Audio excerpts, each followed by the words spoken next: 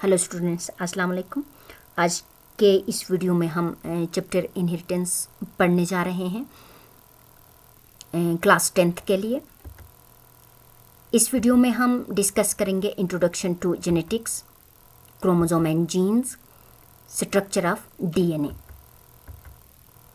Genetics क्या है? Branch of biology that deals with inheritance. Biology का ब्रांच है जिसमें कि हम इनहेरिटेंस को पढ़ते हैं या फिर इनको डिटेल डिस्कस करते हैं। What is inheritance? Transmission of characteristics from parent to offspring is called inheritance. यानी कि इनहेरिटेंस क्या चीज़ है? माँ बाप से बच्चों में कैरेक्टरिस्टिक्स का ट्रांसफ़र होना इनहेरिटेंस कहलाता है। Inheritable characters are called traits. Traits क्या चीज़ है? Inheritable characters are called traits that is height, colour of eye and hair. यानी कि हमारे आई कलर, हमारा हेयर कलर, हमारा स्किन कलर, हमारी हाइट, हमारे नाक का साइज़, हमारे कान का साइज़, ये तमाम कैरेक्टरिस्टिक्स हमें पेरेंट्स से मिलते हैं। तो ऐसे कैरेक्टरिस्टिक्स को हम ट्रेट कहते हैं जो माँ बाप से बच्चों में ट्रांसफ़र हो रही हो। जबकि अगर इस तस्वीर में आप देखो तो इस रेसलर की जो स्किन कलर है, हेयर कलर या फिर आई कलर या आई की साइज़, नाक की साइज़ या फिर कान की साइज़, ये जो है इनहेरिटेबल हैं। ये इनको हम ट्रेट कहते हैं। जबकि इन्होंने जो 6 पैक बॉडी बनाया है एक्सरसाइज के थ्रू, एक्सरसाइज से बनाया है, ये करेक्टर कहलाएगी लेकिन ट्रेट नहीं कहा जा सकता क्योंकि इन्होंने एक्सरसाइज से बनाया है, इनके माँ बाप से नहीं मिली है ये 6 पैक बॉडी। जीन क्या है? The chromosome carry the unit of inheritance called gene. Parent pass characteristic to their young through gene transmission. यानी कि जो अब जैसे कि अभी हमने कहा ट्रांसमिशन ऑफ कैरेक्टरिस्टिक्स, अब ये ट्रांसमिशन ऑफ कैरेक्टरिस्टिक कैसे होते हैं माँ बाप से बच्चों में? तो जीन के थ्रू होते हैं। ये जीन कैरी करते हैं इन तमाम के इंस्ट्रक्शन को। आई कैसे बनेगा, इनके पास इंस्ट्रक्शन होता है। हेयर का कलर कैसा होगा, इन जीन के पास इंस्ट्रक्शन होता है। हमारी बॉडी हाइट क्या होगी, इन जीन के पास इंस्ट्रक्शन होता है। और ये जीन माँ बाप से बच्चों में ट्रांसफ़र होता है। जीन को और क्रोमोसोम को हम डिटेल में डिस्कस करते हैं। जैसे कि क्रोमोसोम कहाँ पे होता है? क्रोमोसोम आप जानते हो सेल के अंदर न्यूक्लियस होता है और न्यूक्लियस में क्रोमोसोम पाया जाता है और क्रोमोसोम के ऊपर ये जीन्स पाए जाते हैं। हम डिटेल में डिस्कस कर लेते हैं। क्रोमोसोम एंड जीन, जैसे कि अगर क्रोमोसोम के इस स्ट्रक्चर में देखो, अगर इस क्रोमोसोम को खोलेंगे तो आपको डीएनए मिलेगा और डीएनए के एक टुकड़े को जीन कहा जाता है। यानी कि ये जीन और क्रोमोसोम के ऊपर बहुत सारे जीन्स होते हैं जो कि हमारे कैरेक्टर के लिए इनके पास इंस्ट्रक्शंस होती हैं।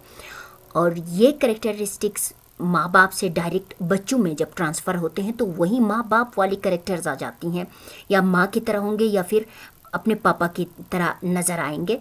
तो ये किस तरह हम उनके जैसे सिमिलर नज़र आते हैं, ये इन जीन की वजह से होता है, इन क्रोमोसोम के टुकड़ों की वजह से होता है, जिसे हम जीन कहते हैं। The body cells have a constant number of paired chromosome. Cell के अंदर न्यूक्लियस होता है और न्यूक्लियस में क्रोमोसोम पाए जाते हैं और हर बॉडी सेल में एक ख़ास नंबर में पेयर्ड क्रोमोसोम पाए जाते हैं।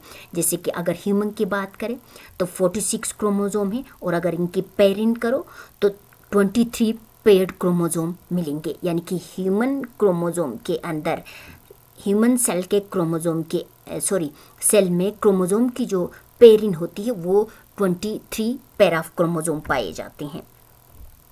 Each chromosome is made up of chromatin material. हर जो क्रोमोसोम है वो क्रोमेटिन मटेरियल से बना होता है। Now what is chromatin material? Chromatin material is made up of protein and DNA. यानी कि जो क्रोमेटिन मटेरियल होता है वो किससे बना होता है? प्रोटीन पाया जाता है और साथ में डीएनए होता है। डीएनए और जब हिस्टोन प्रोटीन, इस प्रोटीन का नाम होता है 8 मिल के एक गुच्छा सा बनाते हैं प्रोटीन, ठीक है। इनको हिस्टोन प्रोटीन कहा जाता है और हिस्टोन प्रोटीन के इर्द गिर्द डीएनए लिपटा होता है। तो जब ऐसी स्ट्रक्चर जो कि हिस्टोन प्रोटीन के इर्द गिर्द डीएनए जब लिपटा हुआ हो तो उस स्ट्रक्चर को कहते हैं न्यूक्लियोसोम। और ये आपको थ्रेड जैसा नज़र आएगा, यानी कि ऐसा लगेगा कि जैसे बीट जो है स्ट्रिंग में पिरोए गए हों, लाइक आप मोतियाँ जो पिरोते हो या फिर तस्बीह के दाने जैसे नज़र आएंगे। तो इसको हम कहते हैं क्रोमेटिन मटेरियल। जब ये खुलेगा आपको थ्रेड की शक्ल में नज़र आएगा तब क्रोमेटिन मटेरियल कहलाएगा। लेकिन ये कम्पैक्टली पैक्ड होते हैं, एक दूसरे के साथ क्वाइल होते हैं, कंडेंस्ड फॉर्म बनाते हैं, ऐसे क्वाइल करके कंडेंस फॉर्म बनाते हैं। तो कंडेंस स्ट्रक्चर को हम क्रोमोसोम कहते हैं और इसके थ्रेड लाइक स्ट्रक्चर को हम क्रोमेटिन मटेरियल कहते हैं। यानी कि क्रोमोसोम किससे बना है? क्रोमोसोम में प्रोटीन और डीएनए पाया जाता है। जब ये थ्रेड लाइक स्ट्रक्चर बनाते हूँ, थ्रेड लाइक स्ट्रक्चर में हूँ, खुले हुए हूँ, अभी पैक नहीं हुए हैं, ये खुद से फोल्ड हो जाते हैं और बिल्कुल एक स्ट्रिंग की तरह नज़र आते हैं। तो जब ये कंपैक्टली क्वाइल्ड हों, अपने आप से क्वाइल्ड होता है और कंपैक्ट स्ट्रक्चर बनाता है, उस कंपैक्ट स्ट्रक्चर को हम क्रोमोसोम कहते हैं। और इसके थ्रेड लाइक स्ट्रक्चर को क्रोमेटिन कहा जाता है या फिर क्रोमेटिन मटेरियल कहा जाता है। क्रोमेटिन मटेरियल किससे बनता है? डीएनए और हिस्टोन प्रोटीन से बनता है। अब हम सिर्फ डीएनए को डिस्कस करेंगे कि डीएनए का स्ट्रक्चर किस तरह का होता है। In 1953, James Watson and Francis Crick propose model of DNA. सबसे पहले 1953 को इन्होंने डीएनए का मॉडल दिया था, प्रपोज किया था, जिसे Watson Crick model of DNA कहा जाता है। इन्होंने प्रपोज किया था। According to this model, polynucleotide 2 polynucleotide strands होते हैं, जैसे कि 2 स्ट्रैंड्स होते हैं पॉलीन्यूक्लियोटाइड। पॉलीन्यूक्लियोटाइड क्या चीज़ है ये हम बाद में डिस्कस करेंगे। Strands are coiled around each other in the form of double helix. ये जो स्ट्रैंड्स हैं, ये 2 स्ट्रैंड्स से आपस में क्वाइल हुए होते हैं, एक दूसरे के साथ क्वाइल हुए होते हैं और इनकी स्ट्रक्चर डबल हेलिक्स की तरह नज़र आती है।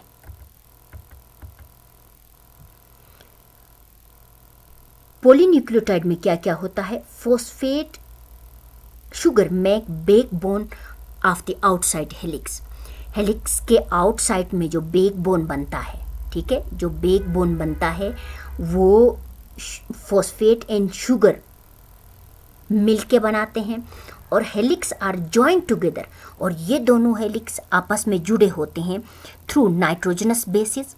नाइट्रोजनस बेस से एक दूसरे के साथ जुड़े होते हैं और ये नाइट्रोजनस बेस एक साइड पे एक नाइट्रोजनस बेस और दूसरे साइड पे दूसरा नाइट्रोजनस बेस, और इनके दरमियान में हाइड्रोजन बॉन्डिंग के थ्रू इन दोनों स्ट्रैंड्स को आपस में मिलाते हैं। मसलन कैसे मिलाते हैं? जैसे कि पॉलीन्यूक्लियोटाइड कहा, हमने कहा कि ये 2 स्ट्रैंड्स किससे बनते हैं? पॉलीन्यूक्लियोटाइड से बनते हैं। पॉलीन्यूक्लियोटाइड का मतलब बहुत सारे न्यूक्लियोटाइड मिलके एक स्ट्रैंड बनाते हैं या फिर दूसरे स्ट्रैंड बनाते हैं, 2 स्ट्रैंड्स बनाते हैं। तो न्यूक्लियोटाइड क्या चीज़ है? न्यूक्लियोटाइड 3 चीज़ों से बना है। 1 इज़ फॉस्फेट ग्रुप, 2 शुगर और तीसरा है नाइट्रोजनस बेस। न्यूक्लियोटाइड अगर एक न्यूक्लियोटाइड को देख ले तो उसमें फॉस्फेट ग्रुप होता है PO4। दूसरा जो कंपोनेंट है वो शुगर है। डीएनए में डीऑक्सीराइबोज शुगर है, राइबोज का शुगर मौजूद है, डीऑक्सीराइबोज है। और तीसरा जो कंपोनेंट है न्यूक्लियोटाइड का, that is nitrogenous base. Nitrogenous base 4 किस्म के हैं: एडेनिन, ग्वानिन। एडेनिन और ग्वानिन की अगर मॉलिक्यूलर स्ट्रक्चर देखें तो ये जो है एडेनिन है और ये जो येलो कलर में आपको जो नज़र आ रहा है ये ग्वानिन है। अगर इनके स्ट्रक्चर को देखो तो डबल रिंग है, ठीक है। एडेनिन और ग्वानिन डबल रिंग है, जबकि थायमीन और साइटोसिन जो है सिंगल रिंग में पाए जाते हैं, सिंगल रिंग में पाए जाते हैं। और हमेशा इनकी जो पेरिन होती है, जैसे कि हमने कहा कि डबल स्ट्रैंडेड होता है, ये डबल स्ट्रैंड, ये दोनों स्ट्रैंड आपस में नाइट्रोजनस बेस इनको मिला देते हैं और नाइट्रोजनस बेस की पेरिन होती है, जोड़े बनाते हैं। और हमेशा जोड़ा किसका बनेगा? डबल रिंग के नाइट्रोजनस बेस के साथ एक सिंगल रिंग नाइट्रोजनस बेस आपस में जोड़ा बनाएंगे। जैसे कि एडेनिन हमेशा थायमीन के साथ जोड़ा बनाएगा और ग्वानिन जो है साइटोसिन के साथ जोड़ा बनाएगा। और इसके सिर्फ यहाँ पे शुगर आपको दिखाया गया है, ठीक है। ये शुगर और फॉस्फेट ये इसी तरह से इस तरह आपस में जुड़े हुए होंगे। अब देखिए इसकी कंप्लीट जो स्ट्रक्चर है, शुगर और फॉस्फेट बैकबोन बनाएंगे। जैसे कि डीएनए आपको लेडर की तरह नजर आएगा। इसके जो बैकबोन है 2 स्ट्रैंड्स हैं, लंबी 2 स्ट्रैंड्स होती हैं, ठीक है, 2 स्ट्रैंड्स होती हैं। बिल्कुल डीएनए में भी उसी तरह नजर आएंगे, 2 स्ट्रैंड्स आपको नजर आएंगी। ये दोनों स्ट्रैंड्स किस से बने हैं? फॉस्फेट एंड शुगर से बने हैं। शुगर एंड फॉस्फेट बैकबोन बनेगा। एक एंड 3 एंड कहलाएगा। अगर शुगर में देखो तो हम रिंग स्ट्रक्चर को ऑर्गेनिक केमिस्ट्री में नंबरिंग देते हैं। हर कोने को नंबरिंग दी जाती है, जैसे कि carbon number 1, carbon number 2, carbon number 3, carbon number 4 और कार्बन नंबर 5।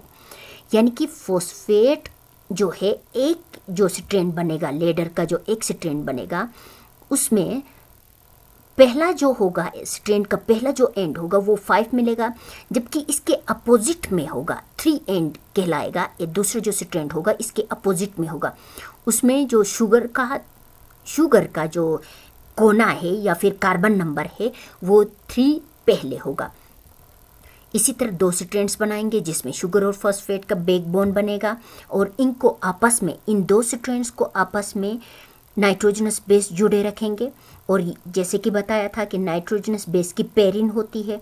थायमीन जैसे सिंगल रिंग है और एडेनिन जो कि डबल रिंग है, और ये दोनों आपस में जुड़े हैं हाइड्रोजन बॉन्डिंग के थ्रू। ये नाइट्रोजनस बेस इन 2 स्ट्रैंड्स को आपस में जोड़ेंगे।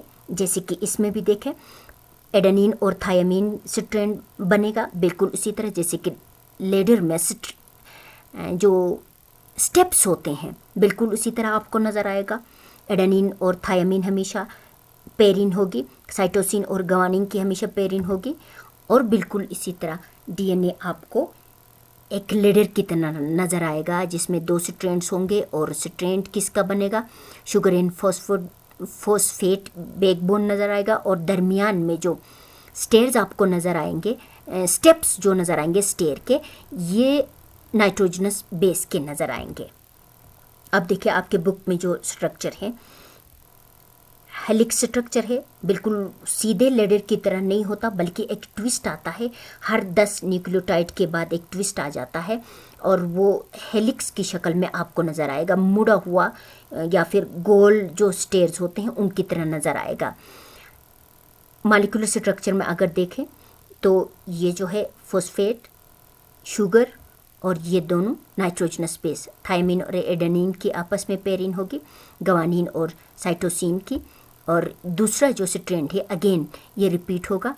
तो इसको हम अब देखें, एक न्यूक्लियोटाइड फिर दूसरा न्यूक्लियोटाइड, फॉस्फेट ग्रुप को फॉस्फेट ग्रुप, जैसे कि हमने ये 9th में डिस्कस किया था कि 9th में हम पढ़ते हैं कि जो न्यूक्लियोटाइड है वो 3 कंपोनेंट से बना होता है, फॉस्फेट ग्रुप, शुगर और साथ में नाइट्रोजनस बेस।